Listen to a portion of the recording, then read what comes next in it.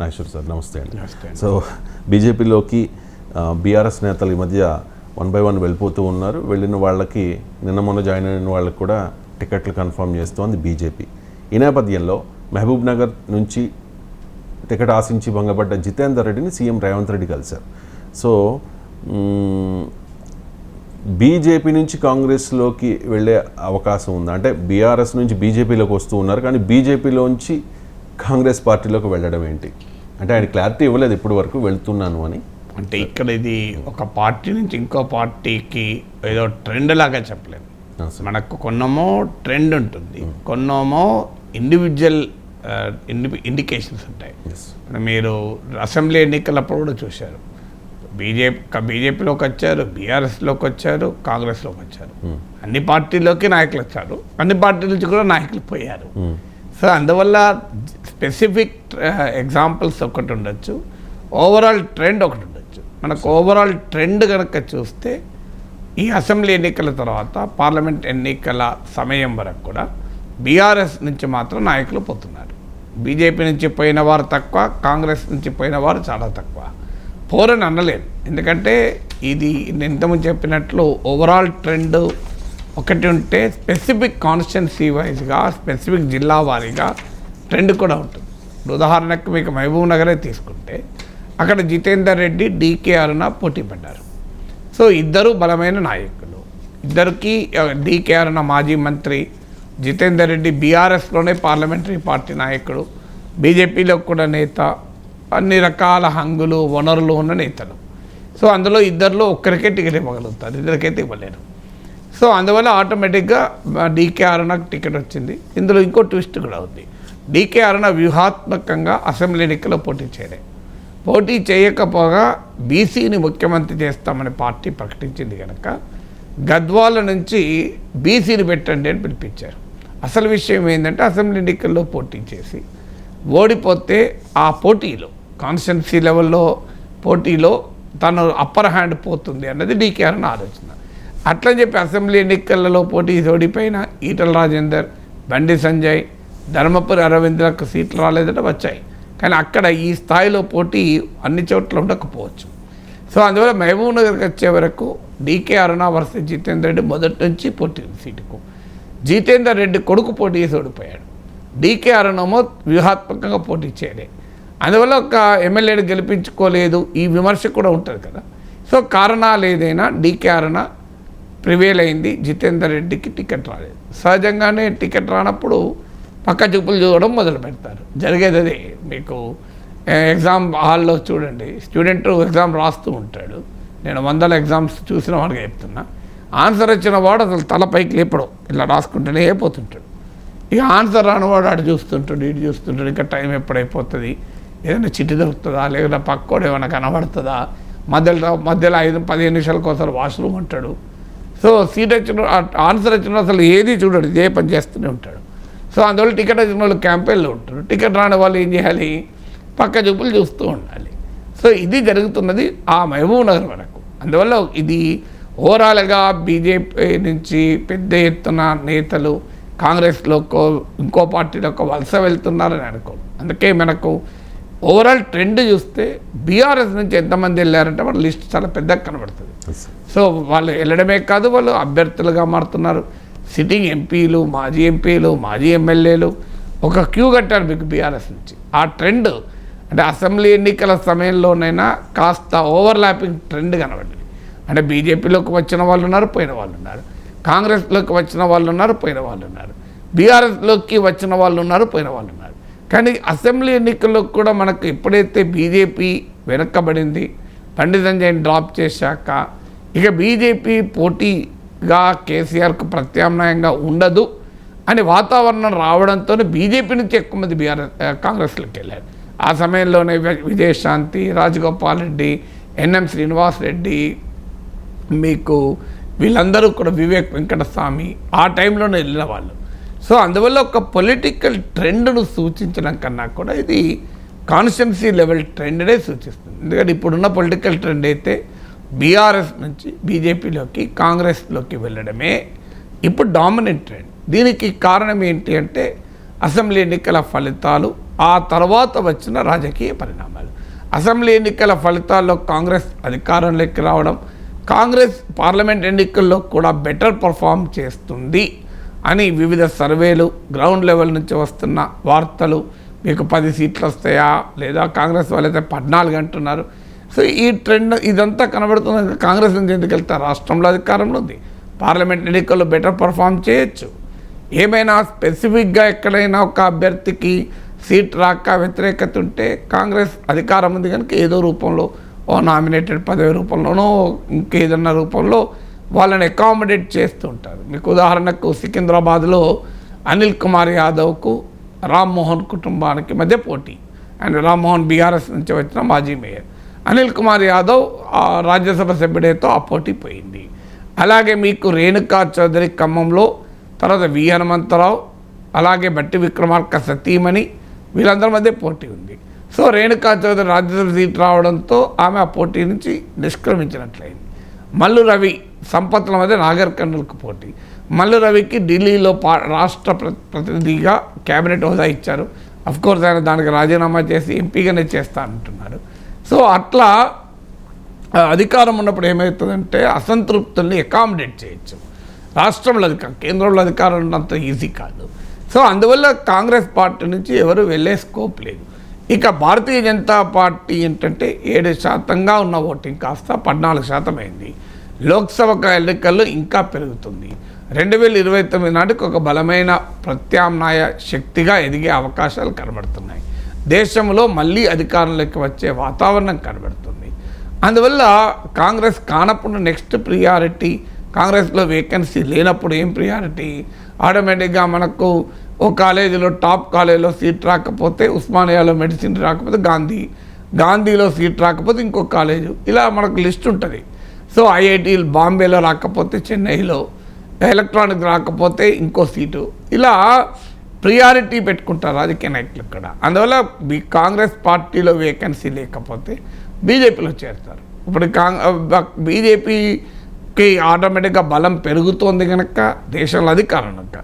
ఇక మూడవ party Congress. BRS రాష్ట్రంలో ఓడిపోయింది, కేంద్రంలో పాత్ర పోషించే వాతావరణం లేదు, పార్లమెంట్ ఎన్నికల్లో గణనీయమైన సీట్లు కాదు, గౌరవప్రదమైన సీట్లు తెచ్చుకుంటారా అన్నది ప్రశ్నార్థకమైంది. పార్టీలో నాయకులు ఉండడం లేదు, క్షేత్రస్థాయిలో భూమి కదిలిపోతుంది. ఇప్పటికిప్పుడైతే రివైవల్ సిగ్నల్స్ లేవు. రేపు రివైవల్ కాదు అని నేను అనడం లేదు. ఏ రాజకీయ పార్టీ, అందులో బీఆర్ఎస్ లాంటి పార్టీ రివైవ్ కాదు అని కంక్లూజన్కి రావడం కరెక్ట్ కాదు. కానీ as of today revival signals లేవు. పోగా ఓటింగ్ను కోల్పోయే వాతావరణం కనబడుతుంది. అందుకే బీఆర్ఎస్లోకి ఎవరు రావడము లేదు, పోవడమే ఉంది. ఎవరన్నా వస్తే అక్కడ కూడా ఒకటో ఇద్దరు వస్తే రావచ్చేమో, కానీ అందువల్ల ఓవరాల్ ట్రెండ్ ఇలా ఉంది. ఈ ట్రెండ్లో భాగంగా జితేందర్ రెడ్డి వ్యవహారాన్ని చూడాలి. ఇది ఆ జిల్లా స్పెసిఫిక్ పరిణామమే తప్ప బీజేపీ నుంచి నేతలందరూ పొలో అంటూ కాంగ్రెస్లోకి పోతున్నారనుకుంటే పొరపాటు. ఇక జితేందర్ రెడ్డికి బలమున్న నేత, అందువల్ల ఆయనకు అన్ని రకాల వనరులున్న నేత, సహజంగా తను వస్తే కాంగ్రెస్లో మహబూబ్ నగర్లు గెలిపించుకోవడానికి ఉపయోగపడుతుంది. అందువల్ల సీఎం రేవంత్ రెడ్డి ప్రత్యక్షంగా వెళ్ళి జితేందర్ రెడ్డిని కలిసి వచ్చారు. వట్టిగానే ఎందుకు కలుస్తారు? ఆయన బీజేపీలో ఉండదలుచుకుంటే బీజేపీలో సీట్ రానందుకు కాంగ్రెస్ ముఖ్యమంత్రి వచ్చి ఆవేదన వ్యక్తం చేస్తారు. ఎక్కడైనా బీజేపీలో సీట్ రాకపోతే బీజేపీ నాయకులు వచ్చి ఆవేదన వ్యక్తం చేస్తారు తప్ప కాంగ్రెస్ నాయకులకు ఎందుకు ఆవేదన వ్యక్తం చేస్తారు? అది అయ్యే పనే కాదు కదా. సో అందువల్ల బీజేపీ నాయకుడికి బీజేపీలో టికెట్ రాకపోతే కాంగ్రెస్ ముఖ్యమంత్రి వచ్చి ఎప్పుడు కూడా ఆవేదన వ్యక్తం చేయడు. సో బీజేపీలో నీ టికెట్ రాలేదు కదా మిత్రమా, వస్తావా అని. అందులో మహబూబ్ నగర్ జిల్లా ఇద్దరు ఉమ్మడి మహబూబ్ నగర్ జిల్లా నేతలు, ముఖ్యమంత్రి రేవంత్ రెడ్డికి జితేందర్ రెడ్డి వ్యక్తిగతంగా కూడా బాగా తెలుసు. అందువల్ల ఆహ్వానించాడు. వెళ్తాడా, వెళ్ళడా, సహకరిస్తాడా, ఈ లోపల బీజేపీ నేతల రంగంలోకి దూకి ఏం చేస్తారు, ఇవన్నీ is a matter of speculation. But డెఫినెట్గా జితేందర్ రెడ్డిని జూపల్లి కృష్ణ అన్నట్టు ఆహ్వానించడానికి రేవంత్ రెడ్డి వెళ్ళాడు. చూద్దాం సార్ మరి ఎటువంటి క్లారిటీ వస్తుంది అనేది. ఇక మల్లారెడ్డి విషయంలో కూడా సస్పెన్స్ కొనసాగుతోంది సార్. రీసెంట్గా వేం నరేందర్ రెడ్డితో భేటీ అయ్యారు, పార్టీలోకి చేరబోతూ ఉన్నారు, కాంగ్రెస్ పార్టీలోకి వెళ్ళబోతూ ఉన్నారనే ప్రచారం జరిగింది. ఆ ప్రచారాన్ని మల్లారెడ్డి అప్పటికైతే ఖండించారు. మరి రీసెంట్గా మనం చూస్తూ ఉన్నాం సార్ స్క్రీన్ మీద, డీకే శివకుమార్తో నిన్న కొడుకు భద్రారెడ్డితో కలిసి మల్లారెడ్డి భేటీ అయ్యారు. సో ఈ మల్లారెడ్డి ఇష్యూలో ఈ కన్ఫ్యూజన్కి సంకేతాలు ఏంటి, అసలు ఈ ట్విస్ట్లు ఏంటి సార్? బహుశా మల్లారెడ్డి మీద అనేక రకాల ప్రెషర్స్ ఉండొచ్చు. ఎందుకంటే పొలిటీషియన్ బిజినెస్ మ్యాన్ నెక్సెస్ ఉన్నప్పుడల్లా ఈ ఛాలెంజ్ ఉంటుంది. ఎందుకంటే వాళ్ళు రాజకీయంగానే ఒక నిర్ణయం తీసుకోలేరు. ఎందుకంటే వారికి వ్యాపారాలు ఉంటాయి, ఆ వ్యాపార సంస్థలకు ప్రభుత్వాలతో సంబంధాలు ఉంటాయి, పనులు ఉంటాయి. సో అందుకే నేను నవ్వుతూ అంటుంటాను, 100 కోట్లుంటే ముఖ్యమంత్రికి భయపడాలి, 1000 కోట్లుంటే ప్రధానమంత్రికి భయపడాలి, 10,000 కోట్లుంటే బైడెన్కి భయపడాలి. సో మనకు ఏది లేదు కనుక మనం ఎవరికి భయపడేది లేదు, మనకున్న అడ్వాంటేజ్ అది. సో ఎందుకంటే అనివార్యంగా వారికి ఏదో ఒక లింక్ ఉంటుంది. ఆ ప్లేస్లో మల్లారెడ్డి ప్లేస్లో నాగేశ్వర్ ఉన్నా అంతే ఉంటుంది. సో ఎక్స్ట్రీమ్లీ డిఫికల్ట్, లేకపోతే ఛాలెంజెస్ ఎదుర్కోవాలి ఉంటుంది. నాకు సినిమా రంగంలో ఉన్న ఒక ప్రముఖుడు చెప్పాడు, సార్ మీరు చాలా బాగా మాట్లాడుతున్నారు సార్, ప్రభుత్వాలను ప్రశ్నిస్తున్నారు, మాకు మనస్సులో ఉన్న మేము బయటికి చెప్పలేము సార్, మా ప్రకాష్ రాజ్కి ఏమైందో చూస్తున్నారు కదా సార్, మోడీతో పెట్టుకుంటే ఒక 40 కోట్లు ఇప్పటివరకు నష్టపోయాడు అన్నాడు. ఆయన వివరాలు నాకు చెప్పలేదు, కానీ నేను ప్రకాష్ రాజ్ని అడగలేదు, కానీ అన్న స్టేట్మెంట్ ఇది. అంటే ఆడ 40 కోట్ల ఇష్యూ కాదు, ఎవరికైనా వ్యాపారాలలో ఉన్నవారు అధికారంలో ఉన్న పార్టీలతో, ఆ మాటకొస్తే రాజకీయ పార్టీలతో ఘర్షణ పడడం అనేది చాలా కష్టంతో కూడుకున్న పని అవుతుంది. రాజకీయాల్లో ఉన్న వాళ్ళకి, వ్యాపారాలు ఉన్న వాళ్ళకి కానీ, కాంట్రాక్ట్లు ఉన్న వాళ్ళకి కానీ, ఎందుకంటే రకరకాల ఒత్తిళ్ళు వాళ్ళపైన పనిచేస్తూ ఉంటాయి.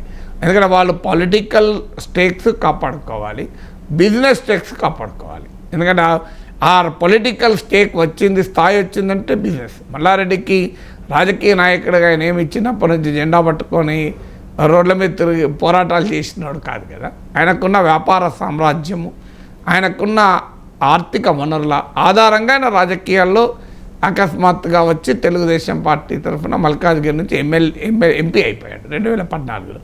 ఆ తర్వాత బీఆర్ఎస్లో చేరి ఆయన ఎంపీ మంత్రి కూడా అయ్యాడు. బహిరంగంగా వార్తలు కూడా వచ్చాయి, ఇన్నిచ్చి ఇంత విరాళం ఇచ్చాడు, విరాళము కోట్ అండ్ కోర్టు, అది కోర్ట్స్లో పెట్టాలి విరాళం అని.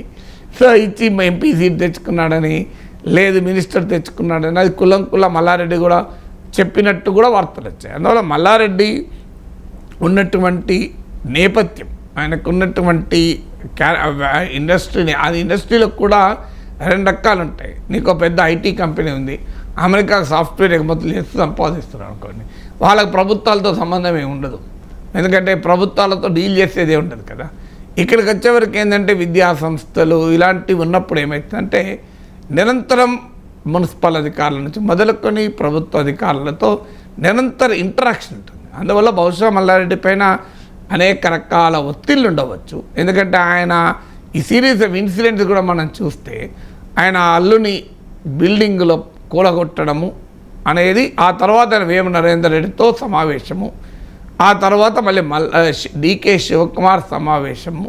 సో ఇవన్నీ కూడా సీక్వెన్స్ ఆఫ్ ఈవెంట్స్ చూస్తే ఆయన పైన అన్ని రకాల ప్రెషర్లు ఉన్నాయి. అది కాక ఆయన కూడా పొలిటికల్గా తన మూవ్స్ ఏంటి అనేది ఆలోచిస్తున్నాడు.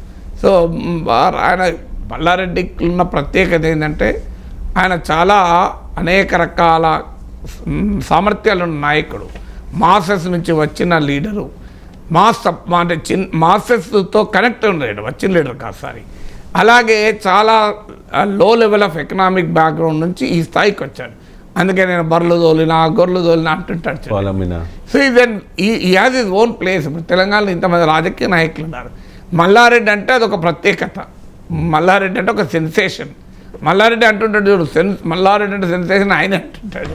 సో అందువల్ల ఒక విలక్షణమైనటువంటి శైలి కలిగిన రాజకీయ నాయకుడు మల్లారెడ్డి. అందువల్ల కూడా ఆయన చుట్టూ దృష్టి అంత పడటానికి కారణం ఒక్కడే లేడు కదా, దేశంలో చాలామంది రాజకీయ నాయకులు ఉన్నారు. సో ఇక మల్లారెడ్డి అనేక రకాల వార్తలు వచ్చాయి.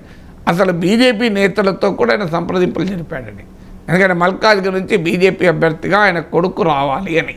సో నాకున్న సమాచారం ప్రకారము ఇక్కడ రాష్ట్ర బీజేపీ నేతలతో కాకుండా ఢిల్లీలో వెళ్ళి ఢిల్లీ జాతీయ కార్యాలయంలో ఉండే ఒక కీలక నాయకునితో కూడా చర్చలు జరిపారు. సో అది సక్సెస్ కాలేదు, ఎందుకంటే అక్కడ ఆల్రెడీ మురళీధర్ రావు పోటీలో ఉన్నాడు, ఈటెల రాజేందర్ పోటీలో ఉన్నాడు, మల్లారెడ్డి కొడుకు పోటీలో ఉన్న లాభం లేదు అక్కడ. ఎందుకంటే మురళీధర్ రావు స్థాయి పెద్దది, అందులో ఈటెల రాజేందర్ కీలకమైన అంశంగా ఉన్నది. ఎందుకంటే ఈటెల రాజేందర్ను బీజేపీ వదులుకోదలుచుకోలేదు. సో అందువల్ల ఈటెల రాజేందర్కు టికెట్ ఇవ్వక తప్పలేదు వారికి. అందువల్ల స్థానికంగా బలమున్న మల్లారెడ్డి కొడుకు రాలేదు. వాస్తవానికి చెప్పాలంటే మల్లారెడ్డి కుటుంబంలో ఎవరికైనా సీట్ ఇస్తే ఆయన బలంగా కూడా నిలబడగలడు. ఎందుకంటే ఆయనకు ఆర్థిక వనరులు ఉన్నాయి, ఆ కాన్స్టిట్యున్సీలో ఆయనకు విస్తారమైన సామ్రాజ్యం ఉంది. సో ఈజ్ క్యాపబుల్, అందులో అనుమానం లేదు. 2014లో విభజన నేపథ్యంలోనే మల్కాజ్గిరి నుంచి ఎంపీగా గెలిచాడు. సో అందువల్ల ఆయనకున్న స్ట్రెంగ్త్ అది. కానీ వివిధ ఈక్వేషన్స్ వల్ల ఆయనకు రాలే. ఆ తర్వాత ఆయన కాంగ్రెస్లో బీఆర్ఎస్లో కూడా మొదట్లో పోటీ చేయాలని ఆసక్తి చూపాడని, కానీ ఆ తర్వాత ఆయన సర్వేలు చేయించుకొని ఉంటాడు. క్షేత్రస్థాయి పరిస్థితి అంచనా వచ్చి ఉండాలి. వాస్తవంగా మల్కాజ్గిరిలో అసెంబ్లీ ఎన్నికల్లో బీఆర్ఎస్ఏ గెలిచింది, కానీ మరి ఆయన బీఆర్ఎస్ అభ్యర్థిగా రావడానికి ఆసక్తి చూపలేదు అని మధ్యలో వార్తలు వచ్చాయి. మొదట్లో ఆసక్తి చూపాడు అని, కాంగ్రెస్ పార్టీలో ఆసక్తి చేరతాడు అని. ఎందుకంటే అక్కడికి వెళ్ళి పోటీ చేస్తే గెలవడానికి అది Revanth Reddy sitting seat. Congress versus BJP ఉంది. బీజేపీ నుంచి కూడా ఈటల రాజేందర్ పోటీలో ఉన్నాడు కనుక ఆ కాన్స్టిట్యున్సీ అనేది రిప్రజెంట్ చేసిన నాయకుడు కాదు, ఓవరాల్గా స్టేట్లో లీడరు. సో ఇవన్నీ ఫ్యాక్టర్ లోకల్గా తనకు బలం ఉంది కనుక కాంగ్రెస్ పార్టీ అభ్యర్థి అయితే గెలవడానికి స్కోప్ ఉంటుందని ఆయన లెక్కలు ఉండొచ్చు. సో అందువల్ల ఇవన్నీ కూడా ఓవర్లాపింగ్గా ఉంటాయి. బిజినెస్ ఇంట్రెస్ట్లు, పొలిటికల్ ఇంట్రెస్ట్లు, పర్సనల్ ఇంట్రెస్ట్లు ఇవన్నీ కూడా ఉండడం వల్ల అటు ఇటు ఊగిసలాట. ఒకటి వ్యక్తిగా తాను ఏ నిర్ణయం తీసుకోవాలని ఊగిసలాట ఉండొచ్చు, పార్టీల నుంచి వచ్చే రెస్పాన్స్లో మార్పులను బట్టి కూడా ఊగిసలాట ఉండొచ్చు. అందువల్ల ఎపిసోడ్ మల్లారెడ్డి అనేది అంత రక్తి కట్టడానికి కారణాలు ఇవి. Right sir. ఇక వలస నాయకులకు భారతీయ జనతా పార్టీ పెద్దపీట వేస్తోంది సార్. అంటే గెలిచే అవకాశం ఉంటే చాలు పక్క పార్టీల నుంచి ఎక్కువగా బీఆర్ఎస్ నుంచి తీసుకుని అప్పటికప్పుడు టికెట్లు కూడా ఇచ్చిన పరిస్థితి. అంటే భారతీయ జనతా పార్టీ ఐడియాలజీ లేని వాళ్ళని కూడా పార్టీలోకి చేర్చుకుంటూ ఉన్నారు. అంటే క్రమంగా భారతీయ జనతా పార్టీ తన సిద్ధాంతాలని వదులుకుంటుందా? అంటే సిద్ధాంతాలు వదులుకుంటుంది అనేది ఇంటర్ప్రిటేషన్ కరెక్ట్ కాదు. సిద్ధాంతాలను బలోపేతం చేసుకోవటానికి తమ సిద్ధాంతాలతో సంబంధం లేని రకరకాల వాళ్ళని కలుపుకుంటుంది. సో అది బేసిక్గా బీజేపీ చేస్తున్న ఎత్తుగడ. చాలామందికి బీజేపీ ఏదో ఐడియాలజీని డైల్యూట్ చేస్తుంది అనుకుంటున్నారు. ఐడియాలజీ డైల్యూట్ ఎక్కడ చేస్తుంది? ఉదాహరణకు బీజేపీ ఐడియాలజీ జై శ్రీరామ్ అనడం, citizenship amendment act, uniform civil code, article 370. ఇప్పుడు ఎవరు వచ్చినా అవి అంటున్నారు తప్ప వాళ్ళే అవి వదులుకోలే కదా. వీళ్ళందరూ వచ్చారు కనుక వాళ్ళు అనకపోయినా కూడా బీజేపీది అంటోంది కదా. సో అందువల్ల ఇతర పార్టీ నేతలను తీసుకురావడం ఏంటంటే, బీజేపీ ఒకప్పుడు భారతీయ జనసంఘ ఉన్న రోజుల్లో, సో భారతీయ జనసంఘ అంటే ఒక స్పెషల్ ట్రైబ్ ఆఫ్ లీడర్స్, కమ్యూనిస్టులు అంటే ఒక స్పెషల్ ట్రైబ్ ఆఫ్ లీడర్స్, అంటే ఇంకో ఈ రకరకాల ఈ లక్షణాలు ఉన్న వాళ్ళుగా ఉంటారు అని, హైలీ ఐడియాలజికల్లీ సర్చార్జ్డ్గా ఉంటారు. సో నాకు ఎప్పటికీ గుర్తు, మేము చిన్నప్పుడు ఎవరైనా కమ్యూనిస్ట్ పార్టీ నుంచి ఎవరైనా వచ్చి కలుస్తారన్నా, భారతీయ జనసంఘ నుంచి వచ్చి కలుస్తారన్నా, అబ్బా మనను వాయించి పడేస్తారు, ఇన్ఫ్లుయెన్స్ చేస్తారని అనుకునేవాళ్ళు. సో అంత కమిటెడ్గా ఐడియాలజికల్ ప్యూరిటీతో, ఐడియాలజికల్లీ టర్బో చార్జర్తో ఉండేవాళ్ళు. ఇది 60s 70s వరకు కూడా. కానీ ఏమైంది, దానివల్ల ఉన్నంత మేరకు ఐడియాలజికల్ ప్యూరిటీ ఉంది కానీ ఎక్స్పాన్షన్ లేదు. సో ఈ ధోరణి నుంచి భారతీయ జనసంఘ్ అంటే ఒక మాస్ మూమెంట్, మాస్ పార్టీగా రాలే. సో అందువల్ల ఏం చేశారంటే అప్పుడు జనతా పార్టీ ప్రయోగము బాగా ఉపయోగించుకున్నారు. అంటే ఎమర్జెన్సీ వ్యతిరేక పోరాటంలో ఆర్ఎస్ఎస్ నిషేధము, బీజేపీ భారతీయ జనసంఘ్ కాస్త జనతా పార్టీలో భాగమైంది. జనతా పార్టీలో ఆర్ఎస్ఎస్ సిద్ధాంతాలని పూర్తిగా వ్యతిరేకించే సోషలిస్టులు ఉన్నారు. అందుకే జనతా పార్టీ జనరల్ సెక్రటరీ తీస్తే ఆర్ఎస్ఎస్లో భారతీయ జనతా పార్టీని ప్రారంభించినప్పుడు సంఘ్ పరివార్ ఒక 4 నాయకుల్ని ఆర్ఎస్ఎస్ నుంచి వస్తే వాజ్పేయి, అద్వానీ లాంటి వాళ్ళు, మరో నాయకుడు నానాజీ దేశ్ముఖ్, అలాంటి నానాజీ దేశ్ముఖ్ జనరల్ సెక్రటరీగా ఉండే, అలాగే మధు లిమాయ్ అని సోషలిస్టులు రోజు ఆర్ఎస్ఎస్ను విమర్శించేవాడు, ఆయన జనరల్ సెక్రటరీ ఉండే. అలా జనతా పార్టీలో ఎమర్జెన్సీ వ్యతిరేక పోరాటంలో కలిసిపోయి భారతీయ జనసంఘ్ మొదటిసారి తన ఐడియాలజికల్ స్ట్రీమ్ను మెయిన్ స్ట్రీమ్లోకి తీసుకొచ్చింది. అప్పటిదాకా గూడ్స్ ట్రైన్ లాగా 10th 7th platform, 3rd platform, ఊరవతలో సిగ్నల్ అవతలో ఉండేది కాస్త డైరెక్ట్గా ప్లాట్ఫామ్ మీదకి వచ్చింది మొదటిసారి.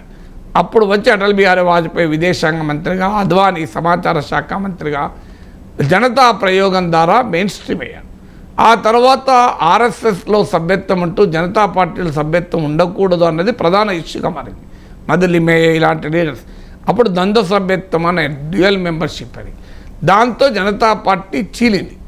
జనతా పార్టీ విడిపోయాక మళ్ళీ భారతీయ జనసంఘ నేతలంతా చూడండి, వాళ్ళ ఐడియాలజికల్గా కోర్ టీం అలాగే ఉండే. జనతా పార్టీలో ఉన్న వాళ్ళే డైల్యూట్ కాలే, with in the Janata party వాళ్ళు పనిచేశారు. వాళ్ళందరూ బయటకు వచ్చి భారతీయ జనతా పార్టీగా ఎవాల్వ్ అయ్యారు. వారితో పాటు ఈ మెయిన్ స్ట్రీమ్ కావడం వల్ల కొద్దిమంది ఇతర నాయకులు కూడా భారతీయ జనసంఘ్లో లేని వాళ్ళు, జనసంఘీ సిద్ధాంతంతో సంబంధం లేని వాళ్ళు కూడా బీజేపీలో చేరారు. సో మళ్ళీ నాయకులు ఎవరున్నారు? వాజ్పేయి, అద్వానీ, మళ్ళీ సేమ్ భారతీయ జనసంఘ్ ఆర్ఎస్ఎస్ బ్యాక్గ్రౌండ్ ఉన్న వాళ్ళు అయ్యారు, వేరేటోళ్ళ కాలేజ్ నాయకులు. సో అక్కడి నుంచి రామ్ మందిర్ ఉద్యమం ద్వారా తమ స్ట్రెంగ్త్ను విస్తృతపరచుకున్నారు.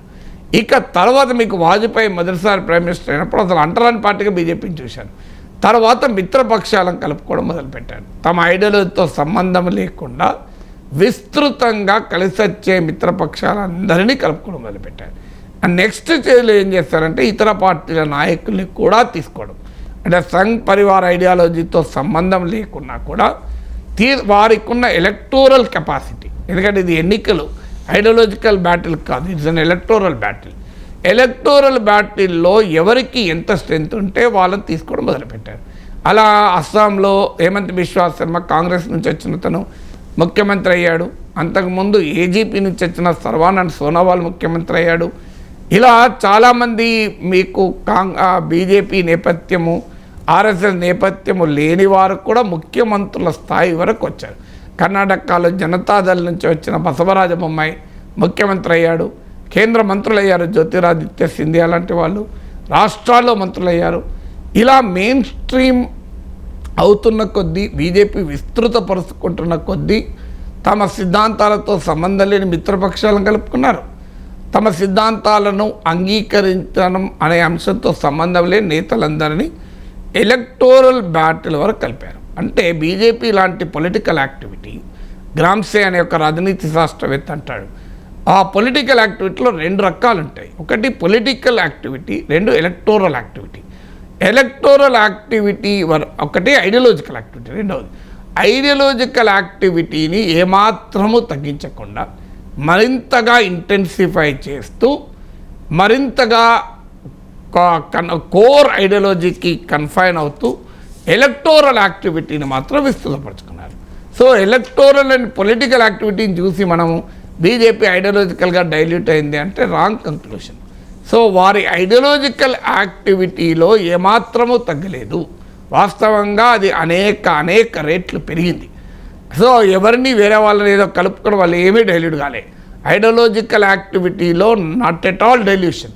ఇంకా వాజ్పేయి టైంలోనైనా తమ కోర్ ఎజెండా అయిన Ayodhya, uniform civil code, article 370ని అప్పటి అవసరాల కొరకు పక్కకు పెట్టారు NDA 1లో. కానీ ఇప్పుడైతే మోమాటమే లేదు, ఎక్కడా ఏ ఐడియాలజికల్ పాయింట్లో డీవియేషన్ లేదు, డైల్యూషన్ లేదు.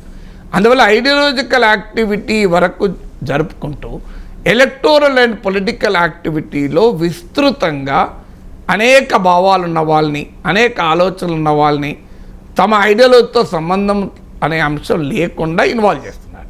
ఎలక్టోరల్ అండ్ పొలిటికల్ యాక్టివిటీలో ఇన్వాల్వ్ చేస్తున్నారు, ఐడియాలజికల్ యాక్టివిటీలో ఇన్వాల్వ్ చేయడం లేదు. ఇప్పుడు ఈటల రాజేందర్తో ఏమీ బీజేపీ హిందుత్వ ప్రచారం చేయించారు కదా. బీజేపీ ఈటల రాజేందర్తో పొలిటికల్ అండ్ ఎలక్టోరల్ యాక్టివిటీ, మళ్ళీ హిందుత్వ ప్రచారం చేయడం, మళ్ళీ రామ్మాధవ్ ఉంటాడు, బండి సంజయ్ ఉంటాడు. సో మళ్ళీ ఆ నాయకత్వం వేరే ఉంటుంది. అంటే నేను ఇదివరకు ఉదాహరణ చెప్పాను, గర్భగుడిలో మాత్రం ప్రధాన దేవుడే ఉంటాడు. సో వరండాలో అందరు దేవుళ్ళ విగ్రహాలు చెక్కుంటాయి, మీరు గమనించండి. సో ఈ గర్భగుడిలో మాత్రం సంఘ్ పరివార్ ఐడియాలజీతో ఇన్స్పైర్ అయ్యి సంబంధం ఉన్న వాళ్ళే ఉంటారు రాజకీయ గర్భగుడిలో, అంటే పొలిటికల్ సాంక్టోరియంలో.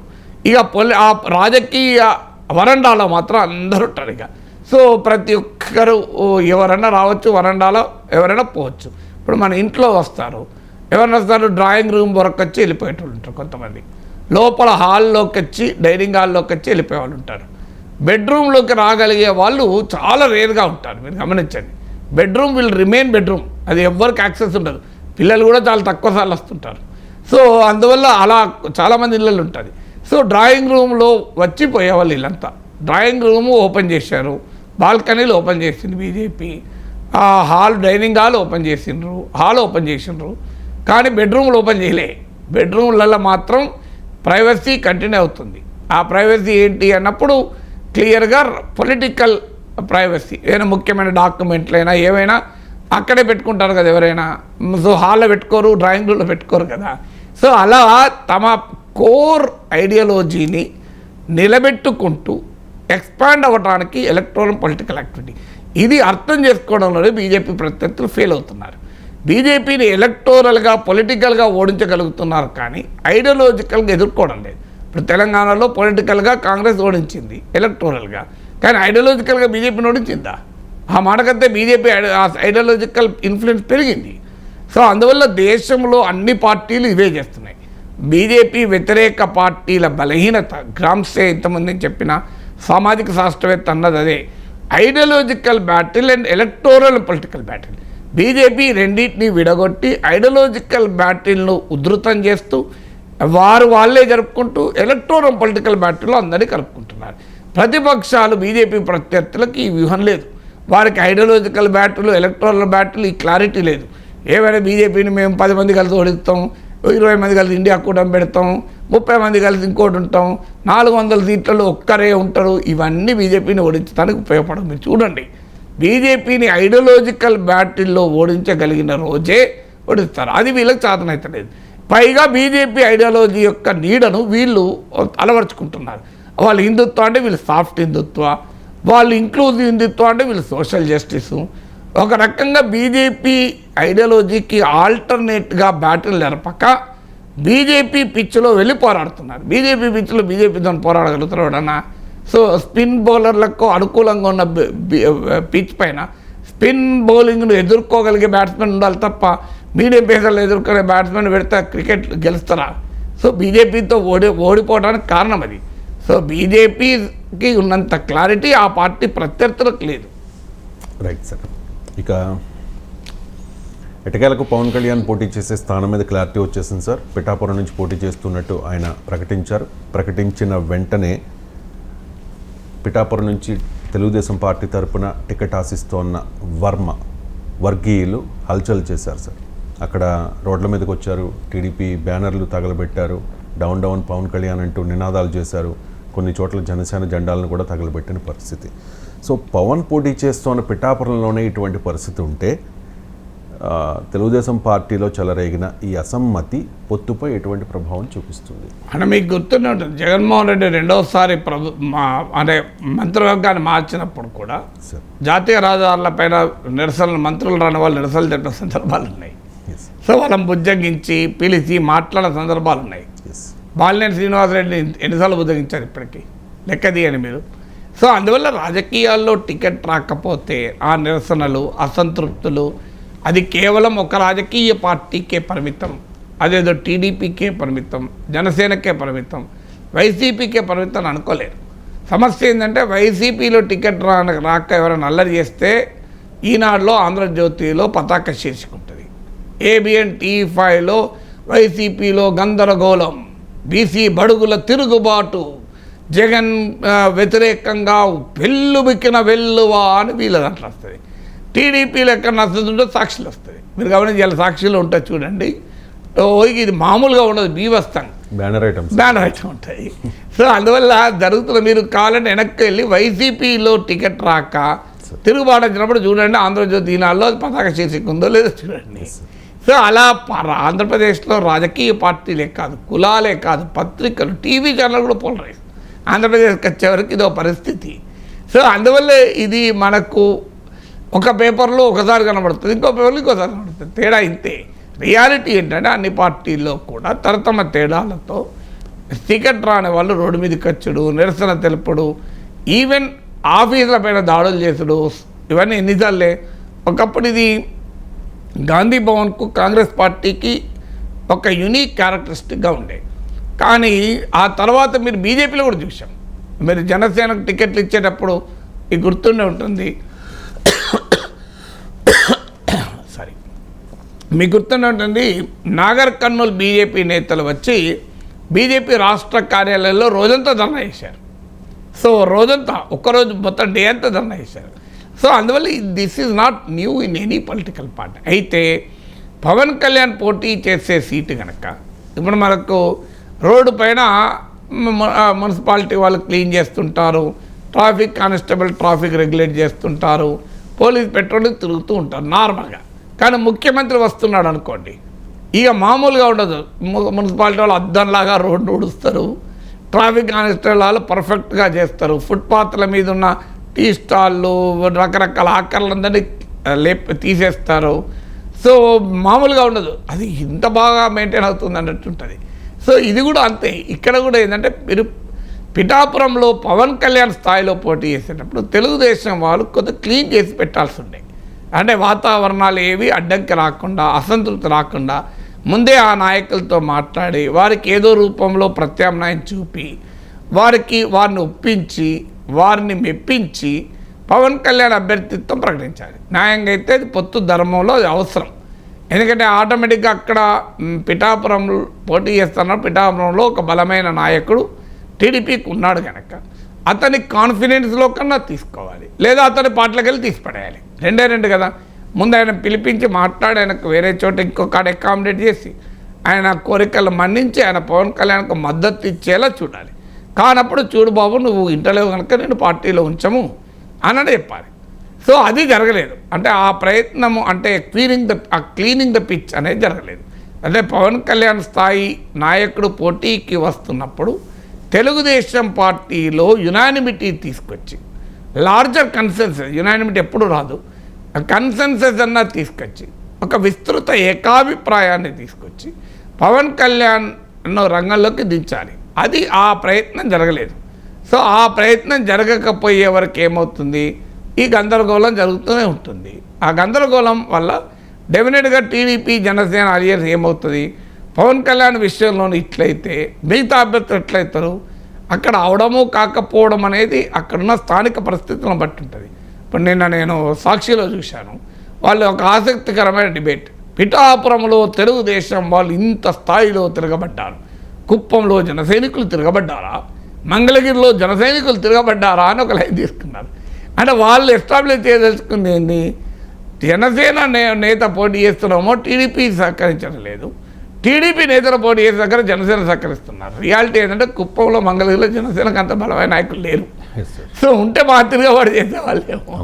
కుప్పంలో జనసేనకు ఎవరున్నారు బలమైన లీడరు అంటే చంద్రబాబు నాయుడు పోటీ చేస్తే అసంతృప్తి వ్యక్తం చేసే స్థాయిలో ఉన్న లీడర్ ఉన్నాడు అక్కడ.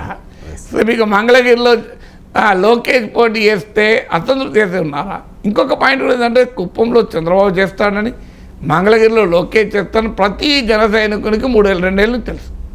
జనసేన టీడీపీ కూటమి పొత్తులో ఉంటుంది, వీళ్ళే చేస్తారని. కానీ పిఠాపురం అలా కాదు కదా, నిన్నటిదాకా తెలియదు కదా.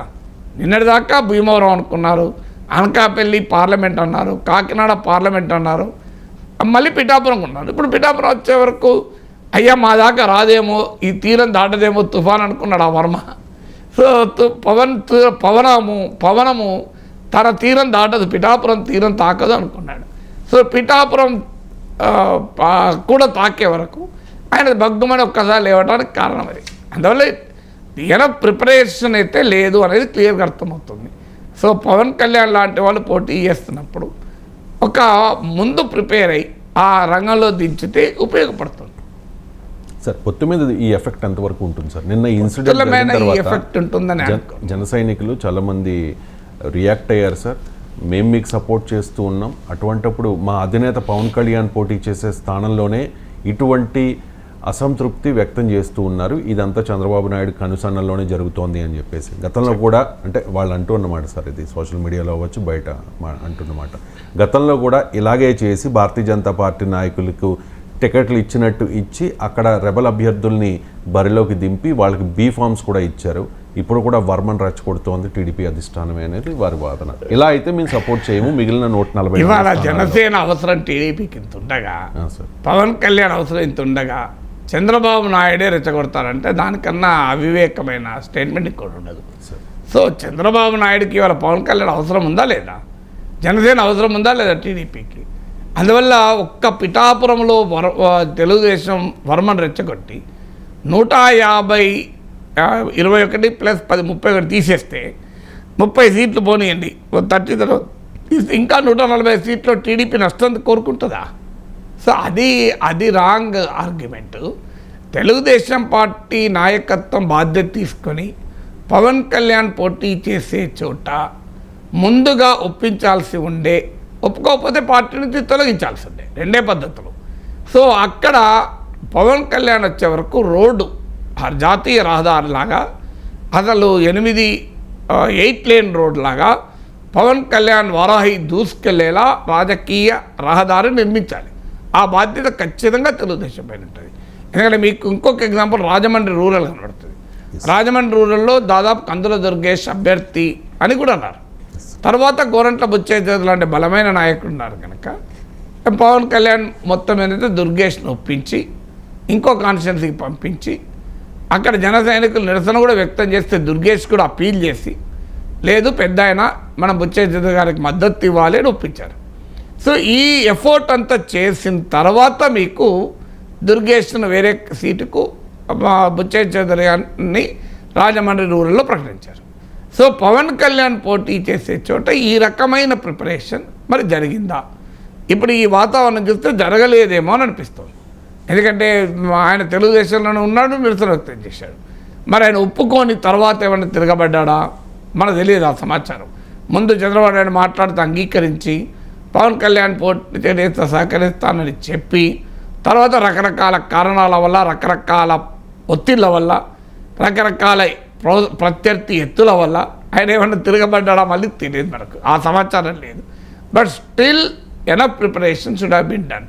కానీ అది దాన్ని బట్టి ఇక జనసేన టీడీపీ పొత్తు చెదిరిపోతుంది, ఇక జనసేన వాళ్ళంతా టీడీపీ పైన తిరుగుబాటు చేస్తున్నారు అని నేను అనుకోను. ఇవన్నీ లీడర్ల స్థాయిలో ఉండేటువంటి అసంతృప్తులే. కింద క్షేత్రస్థాయిలో ఓటు వేసే స్థాయిలో ఈ ప్రభావం ఉంటుందని అనుకోను. అందువల్ల ఓవరాల్గా పెద్ద ఎత్తునప్పుడు పవన్ కళ్యాణ్కు టీడీపీ పవన్ కళ్యాణ్కు వ్యతిరేకంగా ఇంకో అభ్యర్థి బీఫారం ఇస్తే అసలు పొత్తే ఉండదు కదా.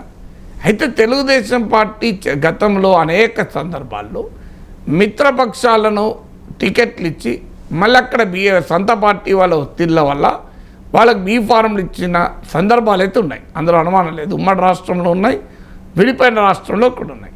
కానీ పవన్ కళ్యాణ్ విషయంలో అంతటి అవివేకమైన పని తెలుగుదేశం చేస్తుందని అనుకోను. పవన్ కళ్యాణ్కి వ్యతిరేకంగానే టీడీపీ ఇంకోరికి బీఫార్మ్ ఇస్తే పొత్తెక్కడదండి. సో కర్ణుడే పక్క జరిగితే దుర్యోధనుడు యుద్ధం చేసేవాడు అన్నట్టుంటుంది ఇప్పుడు. అందులో అంటే ఇక్కడ ఇందులో ఎవరు కర్ణుడు ఎవరు దుర్యోధనుడు అని కాదు, అలా అర్థం చేసుకోవద్దు. సో అర్జునుడు లేకపోతే మీకు ధర్మరాజు యుద్ధం చేయగలడా? సో అర్జునుడు లేని ధర్మరాజు యుద్ధం చేయలేడు, కర్ణుడు లేని దుర్యోధనుడు యుద్ధం చేయలేడు. అలాంటి రాజకీయ పరిస్థితులు ఉన్నప్పుడు సో పవన్ కళ్యాణ్ దెబ్బతీయడానికి చంద్రబాబే కుట్ర పన్నుతాడు అని చెప్పడం ఖచ్చితంగా తప్పు. అంటే పవన్ లేని చంద్రబాబు, చంద్రబాబు లేని పవన్ జగన్ని ఓడించలేరు. అది వాళ్ళు బహిరంగానే చెప్తుంది కదా. నేను చెప్పేది ఏమన్నా అలా వైసీపీ వ్యతిరేక ఓటు చీరకూడదు, అందరం కలిస్తేనే జగన్ ఓడించే నినగామని చంద్రబాబు నాయుడు స్టేట్మెంట్ కూడా ఉంది కదా. సో పవన్ కళ్యాణ్ స్టేట్మెంట్ చంద్రబాబు నాయుడు మనం చెప్పే విశ్లేషణ వాళ్ళే చెప్తున్నారు కదా. లేకపోతే ఎందుకు కలుస్తారండి మూడు పార్టీలు కలుస్తున్నాయంటేనే ముగ్గురం కలిసి ఎదుర్కోవాలనే కదా, లేకపోతే ఎందుకు కలుస్తారు? వేరే రీజనే ఉండదు కదా. సో ఎవరైనా తెలుగుదేశం పార్టీకి బ్రహ్మాండమైన ఊపు ఉంటే 170 సీట్లలో ఎందుకని 8 పార్లమెంట్ సీట్లు ఒక 30కి పైగా అసెంబ్లీ సీట్లు ఎందుకు వదులుకుంటుందండి ఏ పార్టీ అయినా? ఇదొకటే కాదు కదా, రేపు ఎమ్మెల్సీ సీట్లు వదులుకోవాలి, రాజ్యసభ సీట్లు వదులుకోవాలి, స్థానిక సంస్థల్లో వదులుకోవాలి. ఈ ఒక్క దగ్గర వదులుకుంటే సరిపోదు కదా, అంతటా కూడా వదులుకోవాలి కదా. ఏ పార్టీ అట్లా వదులుకోదు. తన సొంతగా గెలవగలిగే స్ట్రెంత్ ఉంటే ఏ పార్టీ కూడా తనకుండే అవకాశాలు వదులుకోదు కదా. సో మీ వ్యాపారం బాగా నడుస్తుంటుంది, నా పార్ట్నర్షిప్ ఏమంటే ఇస్తారా మీరు? సో మీ వ్యాపారం బాగా నడుస్తుంది సార్, నేను కూడా వాళ్ళ సంపాదించుకుంటా అంటే నా వల్ల కూడా మీకు లాభం ఉంటేనే ఇస్తారు, విన్ విన్ సిచ్యువేషన్ ఉంటేనే ఇస్తారు కదా. Right sir. 2019 ఎన్నికల్లో గాజువాక భీమవరం ఈ 2 స్థానాల నుంచి పవన్ కళ్యాణ్ పోటీ చేశారు సార్.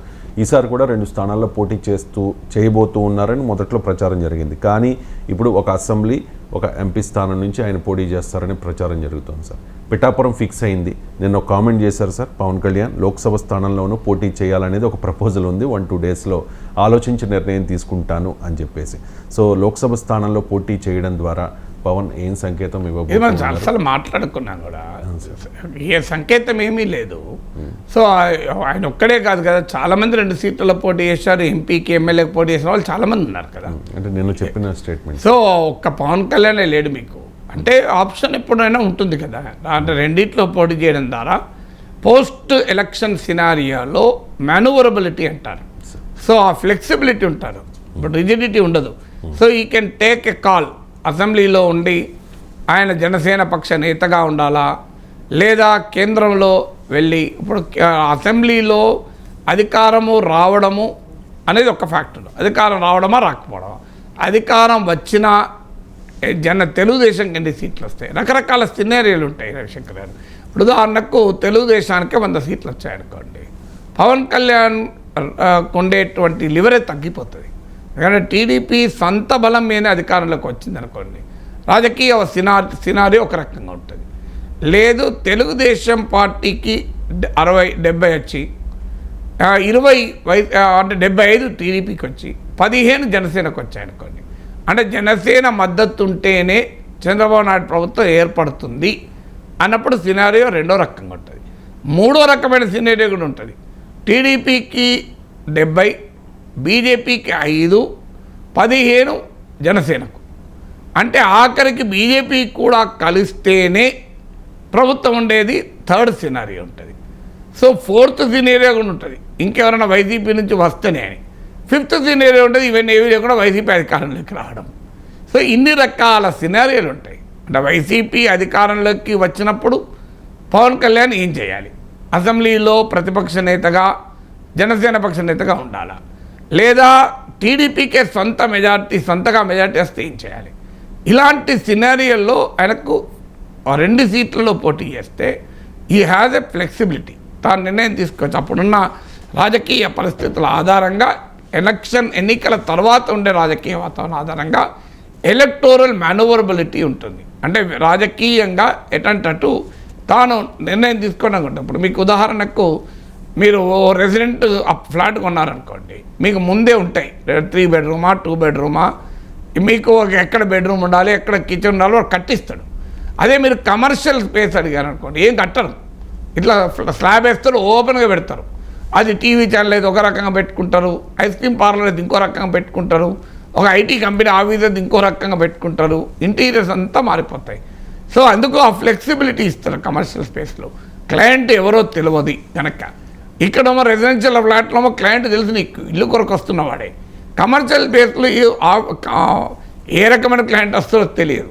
సో మ్యానువరబిలిటీ పెట్టుకుంటారు. అలాగే ఇప్పుడు కూడా పొలిటికల్ సినారీ ఏముండొచ్చు, వైసీపీ మళ్ళీ అధికారంలోకి రావచ్చు, తెలుగుదేశం సొంత బలంతో రావచ్చు, జనసేన మద్దతునే రావచ్చు, బీజేపీ మద్దతు కూడా అవసరం ఉండొచ్చు. అసలు లేదు వైసీపీ నుంచి కొంతమంది నేతలు వస్తేనే ప్రభుత్వం ఉండదు. ఇన్ని రకాల అవకాశాలు ఉంటాయి. ఆ తర్వాత జనసేనకి ఎన్ని సీట్లు వస్తాయి, కూటమి అధికారంలోకి వస్తేనే సరిపోదు. ఉదాహరణకు కూటమికి అధికారం వస్తుంది, జనసేనకు కూడా 21 సీట్లు 18 వచ్చాయనుకోండి, పవన్ కళ్యాణ్ అసెంబ్లీలో ఒక బలమైన పక్ష నేతగా ఉంటాడు. అస్యూమింగ్ దట్ కూటమి అధికారంలోకి వస్తుంది, జనసేనకు 5 సీట్లు వచ్చినాయనుకో, అప్పుడు పవన్ కళ్యాణ్ అసెంబ్లీలో ఉండడం కన్నా పార్లమెంట్కి పోతే బెటర్ కదా. సో ఇన్ని రకాల మ్యానువరబిలిటీ కొరకే బహుశా పార్లమెంట్. అందువల్ల పవన్ కళ్యాణ్ శ్రేయోభిలాషులు ఎవరైనా ఆయన పార్లమెంటు కూడా పోటీ చేయాలని కోరుకోవాలి. ఎందుకంటే ఇంత ఫ్లెక్సిబిలిటీ ఉంటుంది కదా. నన్ను అడ్వైజ్ అడిగితే నేను పార్లమెంట్ కూడా పోటీ చేయ మిత్రమా అంట. ఎందుకంటే అప్పుడు ఆయనకు స్కోప్ ఉంటుంది. తర్వాత అధికారంతో సంబంధం లేకుండా కేంద్రంలో అయితే మోర్ అష్యూర్డ్. ఎందుకంటే ఇప్పుడు రేట్ ఆఫ్ రిటర్న్ చూస్తే స్కోప్ ఎక్కువ ఎక్కడుంది, మీకు పార్లమెంట్లో స్కోప్ ఎక్కువ ఉంది. ఇప్పుడు ఏ సర్వేలైనా ఏ విశ్లేషణలైనా మోడీ మళ్ళీ వచ్చే అవకాశం ఉంది అని. అందువల్ల మన పత్రికల్లో కూడా వచ్చింది, అమిత్ షా అడిగాడు నువ్వు పార్లమెంటుకు పోటీ చేయమని. సో అందువల్ల బహుశా ఆయన పార్లమెంటుకు కూడా చేస్తానని ఆలోచించడానికి ఇవన్నీ కారణాలు అయి ఉంటుంది. ఇక ఎక్కడ చేయాలి, అనకాపల్లి అన్నా కాకినాడ అన్నా చేయవచ్చు, ఎందుకంటే అనకాపల్లి కాకినాడలో కూడా జనసేన అభిమానులు ఎక్కువ మంది ఉండి జనసేన అనుకూల సామాజిక వర్గం ఎక్కువ ఉన్న కాన్స్టిట్యున్సీస్. టీడీపీ కూడా కొంత బలం ఉన్నది. ఇద్దరు కలిస్తే గెలిచే అవకాశం కూడా ఉంటుంది. కానీ మరి అనకాపల్లి బీజేపీ కూడా అడుగుతుంది. అందువల్ల చూడాలి. పవన్ కళ్యాణ్ పార్లమెంటుకు పోటీ చేసే స్కోప్ ఎత్తుంది. Sir thank you so much sir.